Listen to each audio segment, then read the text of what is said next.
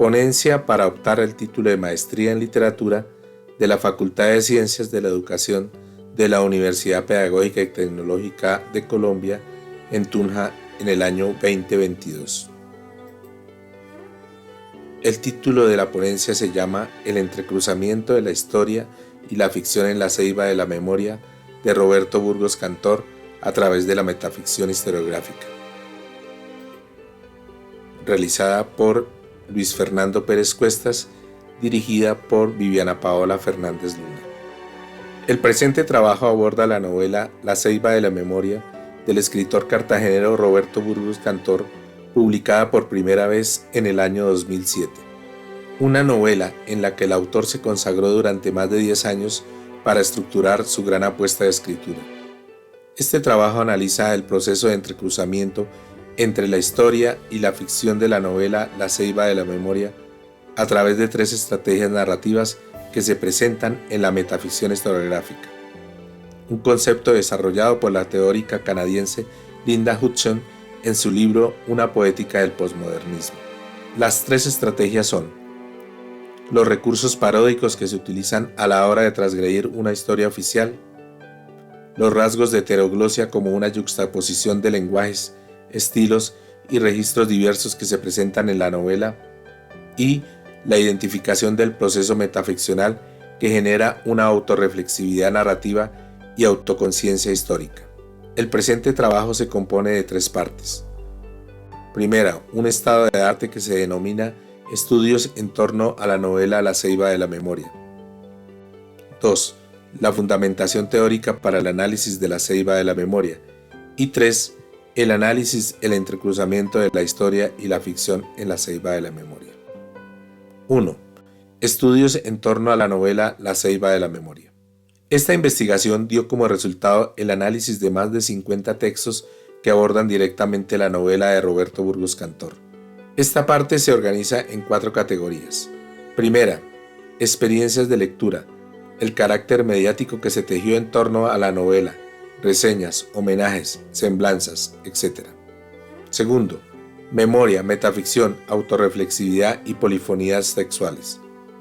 El carácter dialógico de los personajes, la relación del tiempo y de la historia, la atemporalidad como recurso literario que se adapta muy bien al concepto de metaficción historiográfica. Tercero, esclavitud y el genocidio histórico. Se asumen posturas éticas, análisis histórico sobre la colonia, identidades y representaciones, categorías que implican el concepto de raza, discriminación y genocidio. Cuarto, procesos de escritura y heteroglosia. La novela en torno a la escritura, el manejo verbal y la construcción gramatical. Segunda parte del trabajo, fundamentación teórica para el análisis de la ceiba de la memoria.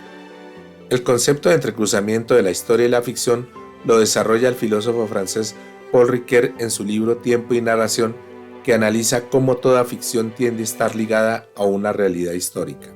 Paul Ricoeur afirma que la refiguración del tiempo narrativo se produce en un tiempo humano, en el que se conjugan la representación del pasado mediante la historia y las variaciones imaginativas de la ficción. La novela histórica es un género que adquirió fuerza a principios del siglo XIX con las obras de Walter Scott. Con el auge del pensamiento posmoderno a finales del siglo XX, la novela, que hasta ahora había cumplido la función de reafirmar los valores de la modernidad, puso en duda y cuestión una de las grandes narrativas, la historia moderna. La nueva novela histórica se enfoca en la relectura y reescritura de la historia y adquiere un poder cuestionador del relato histórico. Una simultánea presencia de continuidades y discontinuidades entre el presente y el pasado, de un después con el antes, además de un presente que está relacionado con un futuro. Las estrategias narrativas que utiliza la nueva novela histórica permiten develar una verdad diferente a la que se consideraba oficial, de un narrador omnisciente y totalizador a la presencia de diferentes tipos de discursos y sujetos de dichos discursos, las anacronías históricas, los efectos de inverosimilitud y el uso de la ironía, la parodia y lo burlesco, cuestionando de tal manera la capacidad del discurso de aprender una realidad histórica y plasmarla fielmente en el texto. Lo histórico se personaliza y se percibe y enuncia desde una subjetividad. Noé Guitry afirma que el saber histórico está sometido a una dialéctica memoria-olvido, que precisamente el documento viene a denunciar. Lo que se sabe deficientemente porque está atravesado de olvido, y el documento que se acaba de hallar viene a recordar no solo lo que ha sido olvidado, sino que el olvido es el constituyente principal del discurso histórico común. María Cristina Pons dice que la novela histórica debe permitir una reflexión sobre la posibilidad de conocer y reconstruir el pasado histórico, recuperar los silencios o el lado oculto de la historia, presentar el pasado histórico oficialmente documentado y conocido desde una perspectiva diferente, desfamiliarizadora. La novela histórica contemporánea presenta el lado antiheroico y antiépico de la historia misma. El pasado que se recupera no es el pasado de los tiempos gloriosos ni de los ganadores de la historia, sino el pasado de las derrotas y los fracasos. Este tipo de novelas fue adquiriendo relevancia dentro de la temática de la literatura latinoamericana, y escritores de la talla de Alejo Carpentier, Mario Vargas Llosa, Gabriel García Márquez, Abel Pose, Denzil Romero, Reinaldo Arenas y Fernando del Paso deciden trabajar temas históricos desde una perspectiva de contradiscurso, donde no solo se juega con la tensión entre lo histórico y lo ficticio, sino que se espera del lector, real o implícito, un determinado conocimiento histórico. Una vez establecido las características generales de la novela histórica, los tres componentes teóricos que van a sustentar el análisis son los siguientes. El primero es la parodia, que aleja al autor del lenguaje oficial y complica su actitud ante el lenguaje literario. Para eso vamos a tomar las teorías de Mikhail Bakhtin. El segundo componente es la heteroglosia y la polifonía narrativa. Nos acerca a los diferentes discursos de los personajes desde la perspectiva del lenguaje y de su intención comunicativa. También vamos a acudir a los conceptos teóricos de Mikhail Bakhtin.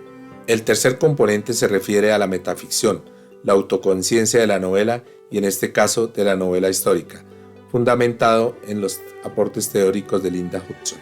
Tercera parte del análisis. El entrecruzamiento de la historia y la ficción en la ceiba de la memoria. Nos encontramos con una novela cuyo fin es una reflexión de las condiciones del hombre frente a la infamia del autoritarismo. Ahora bien, la hipótesis de lectura que se plantea en este trabajo se fundamenta en el proceso de entrecruzamiento entre la historia y la ficción dentro de la novela La ceiba de la memoria, a través de la metaficción historiográfica y sus estrategias narrativas. La parodia, la heteroglosia y la metaficción que posibilitan una visión crítica de determinados hechos históricos. Durante 50 capítulos, divididos en 4 partes, la novela pone a hablar 7 personajes con un estilo particular, pero que se diferencian entre ellos, dándoles una característica específica no solo en la voz narrativa, sino también en la perspectiva de los protagonistas, el ritmo de la escritura, la puntuación, las palabras, etc. 3 personajes históricos se ubican en el siglo XVII. Pedro Claver, sacerdote jesuita español que vivió la mayor parte de su vida en el puerto de Cartagena, entregado a la misión de aliviar el sufrimiento de los esclavos. Alonso de Sandoval, otro sacerdote jesuita español que se dedicó a la evangelización de esclavos africanos en Cartagena de Indias. Conocido por su tratado de Instauranda Ethiopium Salute, una de las fuentes más tempranas de información sobre la esclavitud en América. El tercer personaje histórico es Bencos Biojó. Fue un líder africano que comandó una rebelión de esclavos cimarrones en el nuevo reino de Granada, convirtiéndose en el rey del pueblo libre de San Basilio de Palenque.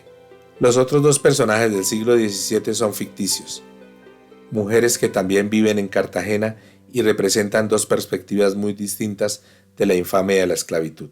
Analia Tubari es una esclava negra que fue princesa en su lugar de origen y ahora padece los vejámenes de la esclavitud hasta llegar a la vejez. Dominica de Orellana es una española ilustrada que se ha casado con el gobernador de Cartagena y toma conciencia del desastre humano que provoca la esclavitud. Los últimos 2 personajes también son ficticios. y se ubican a finales del siglo XX. Tomás Bledsoe, que es el alter ego del escritor Roberto Burgos Cantor, puesto que está estructurando una novela sobre la vida de Pedro Claver y el mundo colonial de la Cartagena de Indias.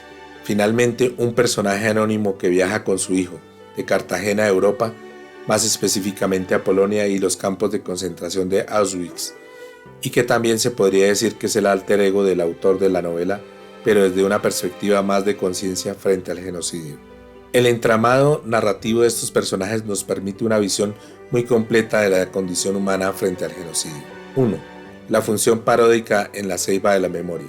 El carácter paródico de un discurso es un elemento perturbador de toda verdad única dentro del discurso histórico. Linda Hudson afirma que la parodia posmodernista es una forma problematizadora de los valores, desnaturalizadora, de reconocer la historia. No implica destruir el pasado, por el contrario, la parodia conserva el pasado y lo cuestiona. Por un lado está la inversión desfamiliarizadora de la perspectiva que transgrede el lenguaje. Las palabras no son ajenas. Se crea un cambio de perspectiva para provocar un sentido crítico. Benkos Biojó pausa sus palabras, utiliza frases cortas que le dan ritmo a su voz, a sus gritos. Marca un ritmo al son de los tambores. Pareciera que estuviera escribiendo una música, un golpeteo sonoro que lleva a la danza, la fiesta. Benkos nadie. El padecimiento está impedido para construir. La aflicción destruye. Me tienen encadenado en esta viga alta y sobre un piso de madera, de cara al mar. Veo el mar, aún me produce miedo. La horca no. Ha venido mucha gente, la mayoría blancos. Miran, me miran, en silencio. Pedro no está, Alonso no está.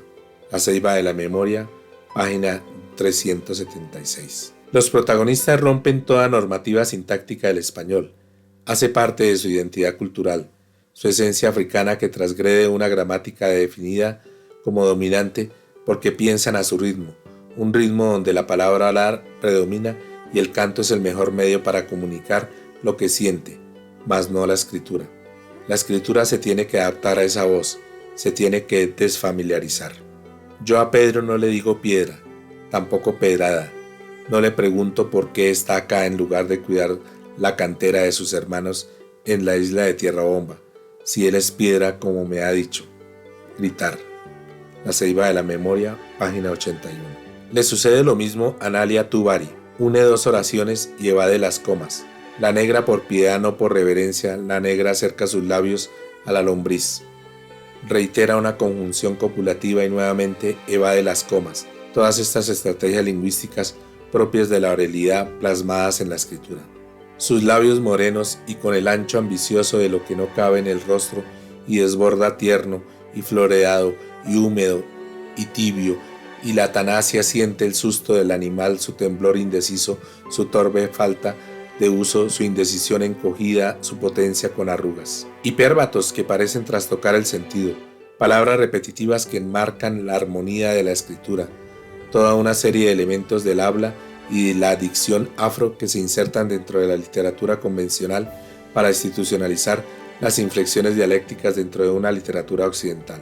La segunda estrategia paródica es la intertextualidad, que ocupa un lugar especial dentro de esta novela, pues varios textos y acontecimientos históricos, referencias literarias y anécdotas personales del autor se entrelazan en el transcurso de la narración. Recordemos que la intertextualidad es una relación de copresencia entre dos o más textos, con una presencia efectiva de un texto en otro. Puede ser explícita y literal, en forma de plagio o alusiva, es decir, un enunciado cuya plena comprensión supone la percepción de su relación con otro enunciado, según Genet en su libro Palimpsestos. La intertextualidad más evidente es la referencia que se hace a Alonso de Sandoval y su libro De instauranda atepium salute, de la salvación de los esclavos, publicada en 1627, considerado como uno de los primeros tratados que se publicó en América sobre el maltrato a los esclavos. Así lo recuerda el narrador e incluso el mismo Sandoval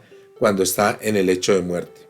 Usted considerará que es una ocasión, la ocasión única en que pensará libre de los obstáculos de lo conveniente, de la realidad y sus evidencias.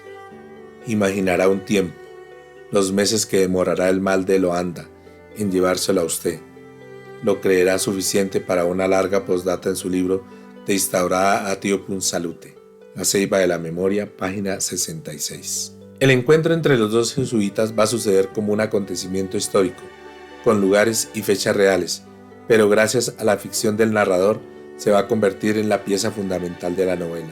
Dos perspectivas frente al genocidio aprovechando el elemento paródico de la intertextualidad. Usted echará en falta una conversación con Pedro Clavero. Calculará más de 35 años de misión juntos. Usted y él permanecerá en esta tierra. Apenas lo separará por pocos años el viaje que usted hará al virreinato del Perú. Recordará preciso el día en que lo conoció. La Ceiba de la Memoria, página 265.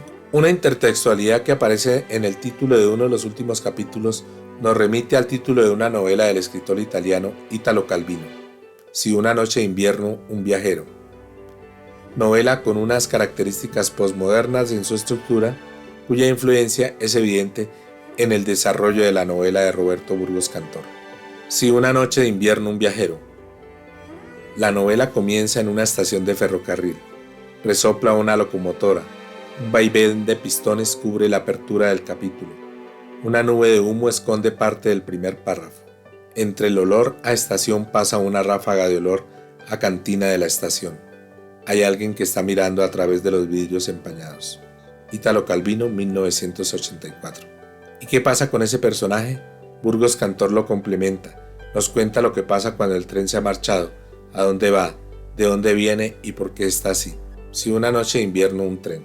En el tren nocturno en el cual volvemos a Viena para seguir a Roma, logramos dormir. Entramos al sueño con la pregunta de Stella a Hans. ¿Era necesario que ellos fueran a Auschwitz? Él se quedó en silencio, dolido. Roberto Burgos Cantor, 2007. 2. La heterogeneidad del lenguaje en la Ceiba de la Memoria. Dos conceptos complementarios fundamentan este apartado.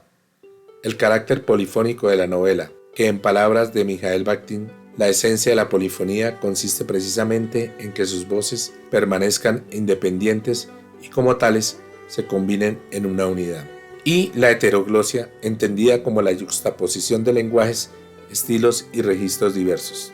La Ceiba de la Memoria es una novela polifónica por naturaleza, donde varias voces se alternan a lo largo de sus más de 400 páginas, muy disímiles en tiempo y en estilo.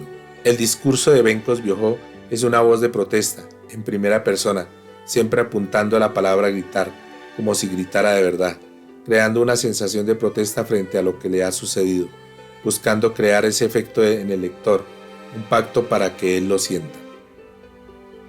Gritar. Mi grito indica un sendero contrario al del mar. Huir del mar. El mar por el que me trajeron a mi tierra no me devuelve a ella. Me separa y me abandona. Me quita mi tierra. Me destierra. Arrojado a una tierra ajena en la cual morimos dispersos y sometidos a una voluntad que nos golpea y revienta la piel sin decir el motivo y sin oírnos. Gritar. La Ceiba de la Memoria, página 114. Analia Tubari canta en una larga letanía que expresa su desgracia, otro grito que se levanta como representación de tantos personajes anónimos que vinieron a morir en tierras lejanas, o mejor, que los trajeron a morir como ella misma lo expresa.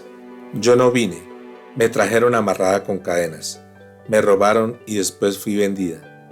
Es robo y no rapto, el robo despoja y termina en desgracia, el rapto es deseo y propone la unión. El robo nace de la codicia, de la aspiración indebida de lo ajeno, no agrega sino que quita. El rapto es un delirio por la posesión del otro. La Ceiba de la Memoria, página 70. En su voz los tiempos verbales van del pasado al presente y el futuro en una línea, como queriendo decir que el tiempo no existe para ella. Quizá yo también me quedé, estoy allá, quedé en la aldea, permanecí en el reino, será esto venir, soy incompleta. Con la figura de Pedro Claver, la imagen del europeo no recae en el verdugo sino en el santo. El autor no es benevolente con él, a pesar de ser el personaje que inspira la novela. Lo pinta como un fanático religioso que mantiene una sensibilidad por el otro. Acoge al esclavo maltratado, pero cuestiona las creencias e insolencias de los esclavos africanos. Inmerso en las exigencias de la caridad, su vida en las Indias se tornó de pocas palabras. comunicarse con los esclavos negros en la media lengua de su nunca concluido aprendizaje del idioma castellano, lo enseñó a usar el exorcismo de las sentencias breves y se entregó al poder de las caricias y a la fuerza correctora de los azotes. La ceiba de la memoria, página 178. Sin lugar a dudas, la narración más interesante que encontramos en la novela es la de Alonso de Sandoval, pues su estructura gramatical le apuesta a un juego de tiempos verbales y personas gramaticales poco utilizadas en la literatura tradicional. Está escrito en segunda persona del singular, usted, y en tiempo futuro, respirará. Este estilo nos recuerda a la novela Aura de Carlos Fuentes, que también desarrolla toda una historia acudiendo a un tiempo verbal poco utilizado en la literatura, segunda persona del singular. Pero Roberto Burgos Cantor va más allá, cambia el tiempo presente por el tiempo futuro, haciendo aún más complejo el proceso narrativo. Indudablemente, esta es una gran apuesta de escritura que exige un gran esfuerzo, no solo del escritor, sino también del lector.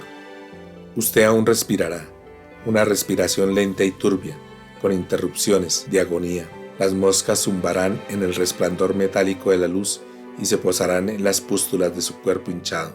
Al manifestarse la dolencia, usted sentirá las moscas, una picazón ligera, después quedarán insensibles y se reventarán solas. La ceiba de la memoria, página 29. Dominica de Orellana constantemente reflexiona sobre la posibilidad de escribir, de ser escritora en una sociedad donde la mujer está vetada en la palabra. Un libro de horas que le regala a su padre se convierte en un símbolo de libertad que se irá a la tumba con ella, una escritora que no puede escribir sino para ella misma. Lo guardo en el arca que tengo en el estrado de cariño. El clima de la ciudad lo ha inflado de humedad y las preciosas hojas de tono marfil se han manchado con nubes de bilis amarillentas. Lo fabricaron en un taller de Venecia. Madre me lo entregó como un regalo de bodas y me dijo, es para poner tus pensamientos. Nadie más lo lee. En la tradición, las mujeres disponemos en el testamento que el libro de horas lo sepulten con uno. Es un secreto, parte del alma. La ceiba de la memoria, página 339. La voz de Tomás Blessoe tiene una función de conciencia frente al papel de la novela y algunas veces siente que su empresa carece de sentido. Quedó atrapado en las rendijas del mundo que empezaban a mostrarle su rostro desconocido y tal vez adulterado, entre sombras y caminos enmarañados, por medio de esos documentos que nadie había visitado antes y que lo estremecían al verificar una vez más las potencias de la vida destrozando límites. La ceiba de la memoria, página 189. Para nada es placentero enfrentarse a un campo de concentración, y más con el peso de la historia que nos recuerda hasta qué punto de barbarie es capaz de llegar el ser humano. Así lo siente el personaje cartagenero que viaja con su hijo por Polonia, visitando los campos de concentración nazi. El autor no necesita un lenguaje específico para estos dos personajes, basta con mostrar las sensaciones frente a lo injustificable. Estamos allí, aplastados por el cambio violento de significados. El arrume de equipajes no es la bodega de valijas perdidas de una estación, ni la metáfora del viaje, tampoco el hotel y los caminos. Las montañas de cabellos encarcelados y resecos, sin cabeza, nunca rememorarán un salón de peluquería y menos ese otro nombre de salón de belleza. Más que extrañeza, causan malestar. La ceiba de la memoria, página 168. 3. La metaficción historiográfica en la ceiba de la memoria. Recordemos que, desde la perspectiva de Francisco Orejas, la metaficción abarca una multiplicidad de significados. Se considera como la novela de la novela desdoblada en ejercicio de crítica literaria, el relato que se autoanaliza o que incluye dentro de sí otros relatos, el texto narrativo de acusada hipertextualidad, el texto que reflexiona sobre las relaciones entre realidad o ficción y las reiteradas intromisiones autoriales. La metaficción historiográfica se considera como una crisis de la referencialidad y el triunfo de la ficción como contrapartida ante la debilidad de la realidad. Enseña a sus lectores a ver todos los referentes como ficticios, como imaginados. No niega la referencia, sino que problematiza la actividad completa de la referencia. No se trata de un regreso nostálgico del pasado. Se trata de revisitar la historia, establecer un diálogo irónico con el pasado, a su sociedad, desde nuestra actualidad. Reescribir y representar el pasado en la ficción significa abrirlo al presente, actualizarlo para que no sea conclusivo y teleológico, posibilite diferentes interpretaciones, sea dinámico, autorreflexivo pero también concreto, puesto que se basa en personajes históricos reales. Tomás Bledsoe es el alter ego del autor, que empieza con la titánica tarea de descubrir toda la historia del personaje histórico Pedro Claver. Todas sus reflexiones sobre este personaje están ligadas al desarrollo de su empresa novelística. Nos cuenta cómo pueden hacer una novela, reflexiona sobre el proceso creativo y finalmente somos testigos directos del nacimiento de esta novela. A medida que examinaba los documentos, esperaba hallar en ellos verificaciones y zonas de ampliación de sus observaciones y visiones repentinas de ese convento y templo de Cartagena de Indias donde la vida transcurrió sin compasión y hoy apenas le mostraba una armazón de huesos expuesta en el altar mayor a las preguntas de la falta de entendimiento o a los ruegos pedigüeños de los que tienen por oficio esperar. La ceiba de la memoria, página 129. Pedro Claver es la clave y Tomás Bledsoe, al igual que Roberto Burgos Cantor, inician una rigurosa investigación sobre la figura de este personaje, buscan documentos sobre la esclavitud, visitan lugares que tal vez no sean pertinentes, pero que recrean ese ambiente colonial de la Cartagena del siglo XVII, todo con el fin de estructurar una historia que tal vez no sea real, pero sí la que existe en la memoria histórica, en su memoria histórica. Es una investigación literaria sobre un personaje histórico para convertirlo en personaje de novela. ¿Quién tendrá derecho de intervenir la vida ajena? Mi vida, la tuya, será vida, será. La ceiba de la memoria, página 329. El personaje Tomás Bledsoe le escribe una carta a Pedro Claver, le agradece, reflexiona sobre la novela, todo lo que ella le ha dado. Es una especie de epílogo que el mismo Burgos Cantor hace sobre todo lo que ha implicado escribir su novela. Y se enlazan dos genocidios de memoria magistral cuando el otro personaje se encuentra con el horror del holocausto judío y reflexiona no solo sobre el genocidio, sino también sobre la dificultad de plasmar ese horror en las palabras. Las palabras se enfrentan a una tragedia que las destruye. Los pensamientos, incapaces de traspasar el horror, se pudren. No es la incomprensión lo que nos reduce al silencio, es la negativa de aceptar que esto hubiera sido posible. Su huella prolonga el horror, zona de exclusión y de visita, territorio imán que atrae a los peregrinos.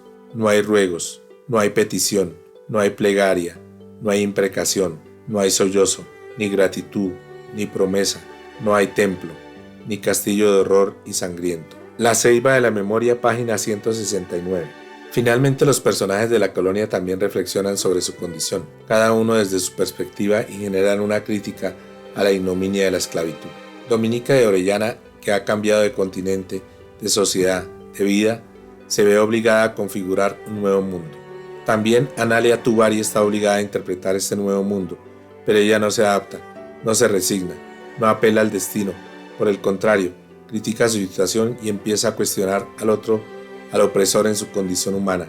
¿Por qué el hombre blanco se siente con el derecho de maltratar al otro hasta el extremo? ¿Quién le ha dado ese derecho? La misma pregunta se hace Bencos Biojó, y ni Pedro Claver ni Alonso de Sandoval la pueden responder. Por el contrario, sienten vergüenza frente a lo que está sucediendo, cuestionan su condición de hombre civilizado. Conclusiones. ¿Cómo textualizar ese pasado? Esta es la gran reflexión a la que le apuesta la metaficción historiográfica en la novela La ceiba de la memoria. Reflexiona permanentemente sobre el pasado, no solo desde la perspectiva de los personajes históricos y de la colonia, sino también de los que están construyendo la novela. La narrativización de la historia no solo es responsabilidad de los personajes. Los lugares adquieren también un sentido, muestran desde la narración una historia que no aparece en los documentos históricos, pero que representan una gran significación para entender el pasado ajeno a todas nuestras posibilidades. Lugares como el Hospital de San Lázaro o el Cadalso adquieren protagonismo para contar la otra historia, la de los vencidos. Incluso en algún momento el erotismo va a dar cuenta de dos mundos, dos cuerpos, dos formas de ver y de sentir, que se compenetran en ese mestizaje dejado por la ignominia de la esclavitud. El soldado se estrecha más contra la mujer, la piel está salada y sabe fuerte el almizcle del aceite animal. El deseo y su nacimiento repentino ha soportado la alarma de la guardia. Tiembla, abre las manos. La ceiba de la memoria, página 210. Así pues, este trabajo es apenas un intento de acercamiento a una monumental novela desde las estrategias de la metaficción historiográfica, para entender no solamente la condición humana frente al genocidio, sino también la riqueza de un mestizaje, de una identidad única que nos caracteriza como parte de una yuxtaposición de culturas y de razas.